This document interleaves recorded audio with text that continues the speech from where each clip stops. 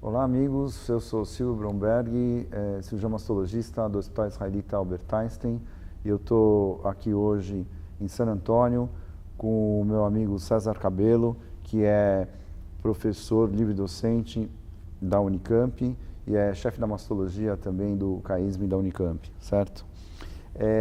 Eu trouxe o Cabello aqui para a gente conversar um pouquinho sobre o trabalho que ele apresentou.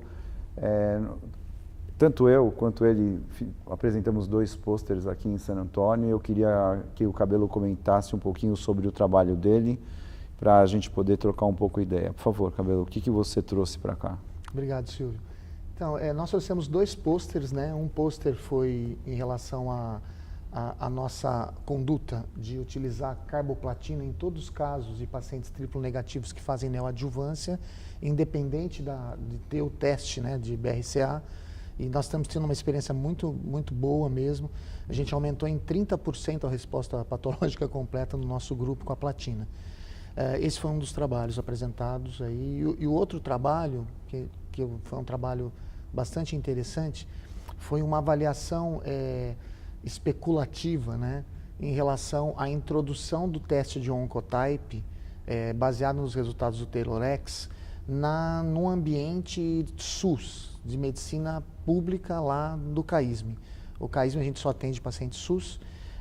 E o que nós fizemos? Eu avaliei uma população, foi um corte transversal, uma população de 107 mulheres com câncer de mama, T1, T2, N0, receptor de hormônio positivo, HER2 negativo, que é a população do TAILORx.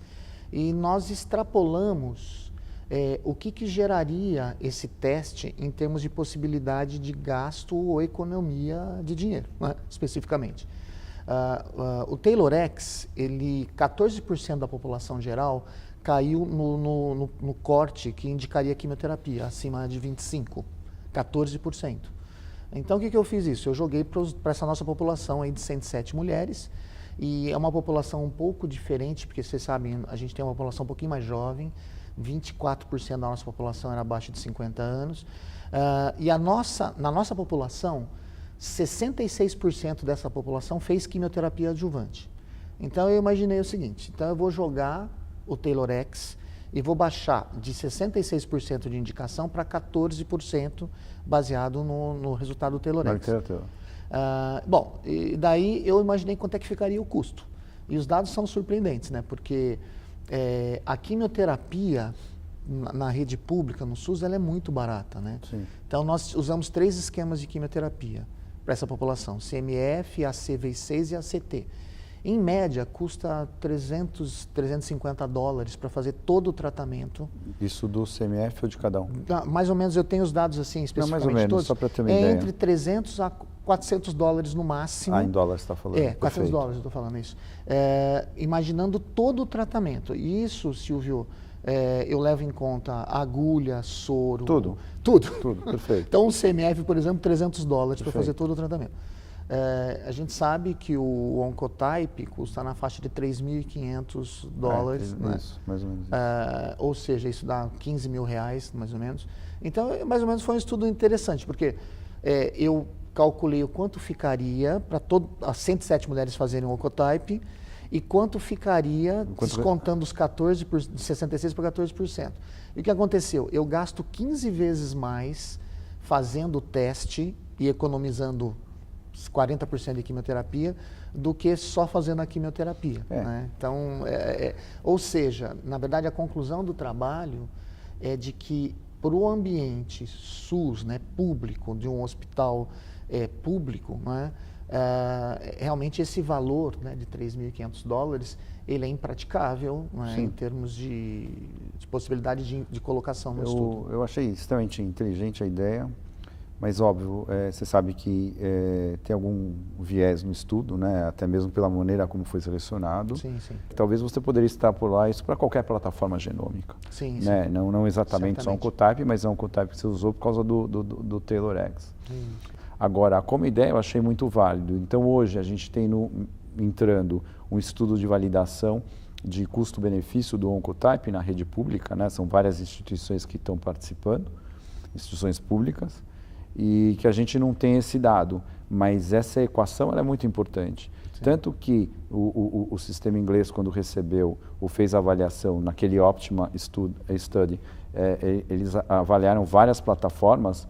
Na verdade, o Oncotype foi a plataforma que menos indicou quimioterapia, tanto que aparentemente foi a plataforma inicialmente aceita para ser usada pelo governo inglês, porque era onde eles iam economizar mais. Exatamente. Mas mesmo assim, para a nossa realidade, talvez isso, pelo seu trabalho, seja uma sinalização, talvez isso não se transponha.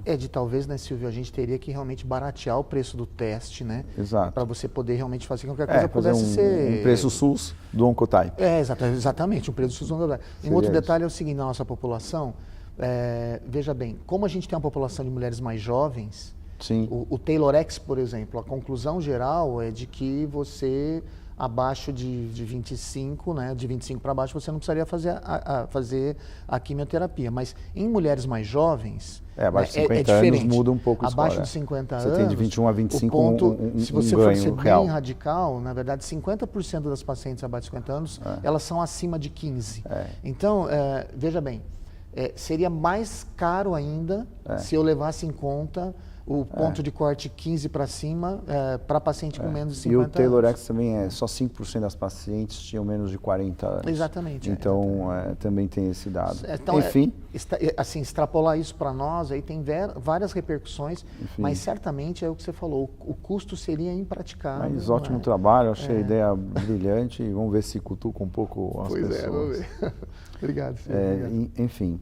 Agora, eu também apresentei, trouxe 2 trabalhos, minha linha de pesquisa são sempre linhas cirúrgicas, os trabalhos que eu tenho feito são todos nessas linhas.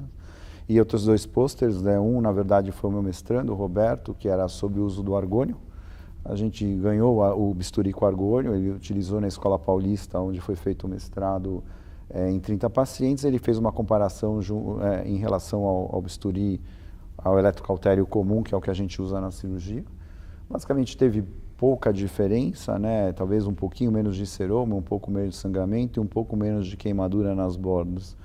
Mas o argônio, na época, ele estava tentando entrar no mercado, por isso a gente usou e aproveitou para fazer o trabalho, mas de repente ele não vingou. Ele não entrou, hoje a gente tem tecnologia melhor, como o próprio Plasma Blade, enfim, outros instrumentos que estão entrando no mercado brasileiro, né? Porque no americano já estão há mais de 3 anos.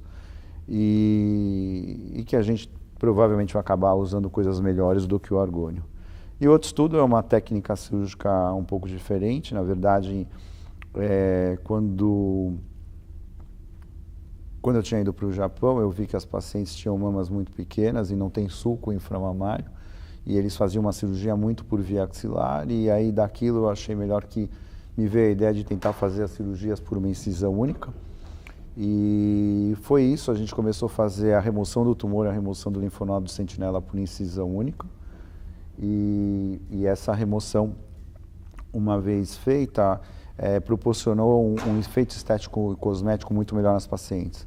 Inicialmente eu fiz esse estudo que está aqui, que é uma comparação mais ou menos de 30 pacientes com incisão única e 30 pacientes com incisão dupla, que é o convencional, uma axilar e uma peritumoral. Certo. E não mostrou grande diferença, a não ser um resultado estético maior, porém um tempo cirúrgico um pouco maior. E agora a gente já está preparando para... A gente publicou isso e agora a gente está preparando para publicar, a gente já tem mais de 100 casos nessa técnica.